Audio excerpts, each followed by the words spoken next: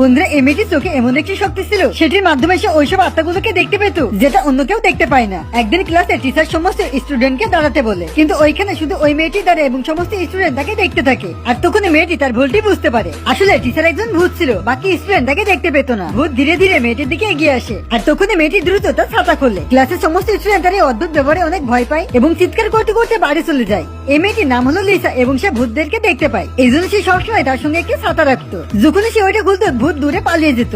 School শেষ হয়ে যাওয়ার পরে ভূতটা সবসময় পিছু করতে থাকে। ওই সময় লিসা তার ছাতাটি খুলতেই যাবে, ঠিক তখন একটা ভূত তাকে আটকে দেয়। ওই সময় ওইখানে একটি লোক এসে তার ছাতা মাটিতে পুঁতে দেয়, আর যেখান থেকে একটি তেজ শক্তি রিলিজ হয়, আর সঙ্গে সঙ্গে ওই ভূতটা নষ্ট হয়ে যায়। লোকটি বুঝতে পারে মেয়েটি ভূতদেরকে দেখতে পায়, তাই সে মেয়েটিকে একটি গুহার সামনে নিয়ে আসে, আর সে মেয়েটিকে বলে আমাকে ভেতর থেকে একটি পাখা নিয়ে এসে দিবে, আর সামনে কোনো কিছু দেখলে সেটা না দেখার অভিনয় করবে। লোকটি তাকে সাহায্য করেছিল, এই জন্য মেয়েটিও তার কথায় রাজি হয়ে যায়। ভেতরে যে মেয়েটি ওই পাখাতে দেখতে পায়, যখন সে ওইটি নিয়ে আসতে থাকে তখন একটা লাল কাপড় পরা ছেলে তার রাস্তা আটকে দেয়। নিচে এমন অভিনয় করে সেজন্য কিছু দেখেইনি, কিন্তু ওই লোকটি তার ব্যাগ ধরে উঁচু করে ফেলে এবং তাকে বলে তুমি যদি মোমবাতি গুলো নিভিয়ে আমাকে মুক্ত করতে পারো তাহলে আমি সবসময় তোমাকে রক্ষা করবো। নিচের কাছে অন্য কোনো রাস্তা ছিল না, এই জন্য বাধ্য হয়ে সে তার কথাটা মেনে নেয়। সে মোমবাতি গুলো নিভানোর সঙ্গে সঙ্গে ছেলেটির হাতে থেকে বান্ধন খুলে দেয় এবং সে মুক্তি হয়ে যায়, কারণ সে কয়েকশো বছর ধরে ওইখানে বন্দী ছিল। সে তো বিশ্বাসই করতে পারছিল না সে মুক্তি পেয়েছে। যখন সে ওইখান থেকে চলে আসতে যায়, লিসাকে থামায় এবং বলে প্লিজ আমার সঙ্গে থেকে আমাকে রক্ষা করো। তখন এই ছেলেটি তার ওয়াদা করার কথা মনে পড়ে, আর এক চুটকিতে তার সমস্ত স্মৃতিশক্তি মুছে দেয়। বন্ধুরা, ভিডিওটি ভালো লাগলে অবশ্যই ভিডিওটা লাইক করে চ্যানেলটিকে সাবস্ক্রাইব করে দিবে।